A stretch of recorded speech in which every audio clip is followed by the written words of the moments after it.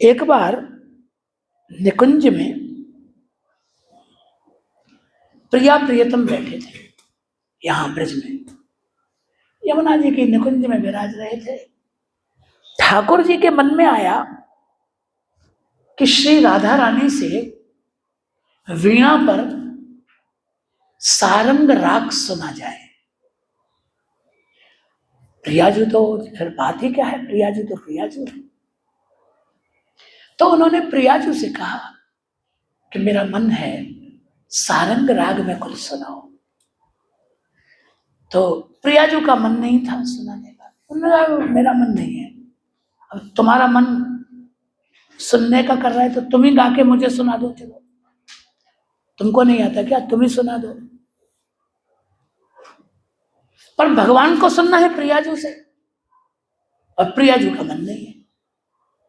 अब सुनिए, अष्ट सखाओं में गोविंद दास जी का एक कीर्तन है।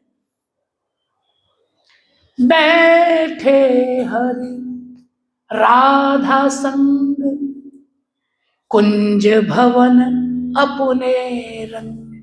मौज में बैठे थे, रंग कर मुरली अधर धरे सारंग मुख गाय।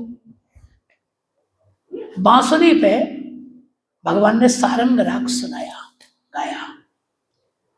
बैठे हरि राधा संग कुंज भवन अपने रंग कर मुरली अधर धरे सारंग मुख गाय। मोहन अति ही सुजान परम चतुर गुण निधान। बुद्धिमान है, भगवान के जैसा बुद्धिमान कौन होगा। मोहन अति ही सुजान परम चतुर गुण निधान। जान बूझ एक तान चूक के बजाय।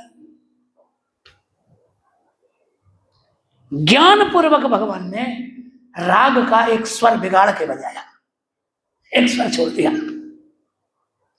बिगाड़ दिया राग जानबूझ के। जैसे ही राग बिगड़ा वैसे ही किशोरी जी ने कहा क्या करते हो, राग बिगाड़ रहे हो।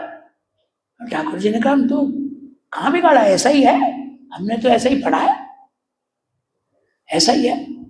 इससे बढ़िया आता हो तो आप बताओ। अब बैठ जाओ चुपचाप, तुमको कुछ नहीं आता, मैं सुनाती हूं। प्यारी तब गयो पीर बिना।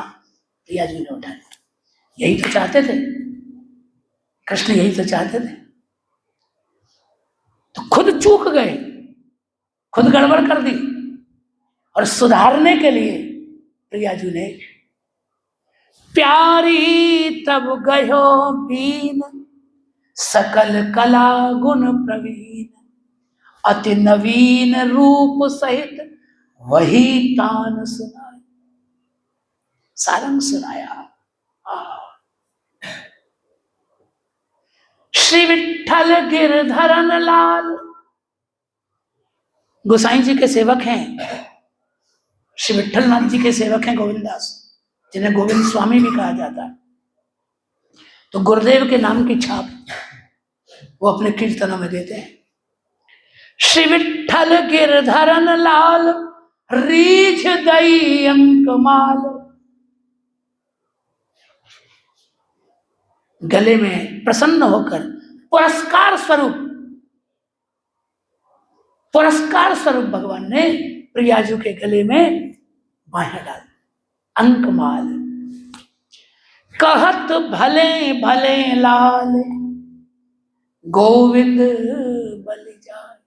क्या बात, भले भले, वाह वाह, ऐसा तो सुना ही नहीं। ये रस होता है, रसिकता है, ये रसिकता है। खुद जान के अजान हो जाए, स्वयं ज्ञानी है पर भगवत लीला देखनी है, भगवत चरित्र का रस लेना है। अज्ञानी बन के सुनो, अज्ञानी बन के सुनो। हमने ऐसा बड़े बड़े महापुरुषों को देखा है, वो सब जानते हैं, लेकिन जब कथा में बैठते हैं ना, अज्ञानियों की तरह से